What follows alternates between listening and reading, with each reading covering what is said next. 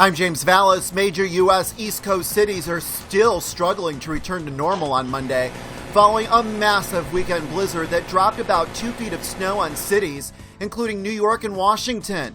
At least 20 people have died from storm-related incidents, with deaths reported in states stretching from Arkansas to New York.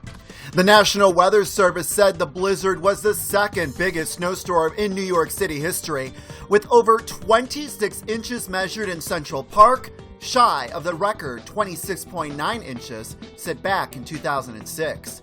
For the very latest on this extreme weather, visit bnonews.com.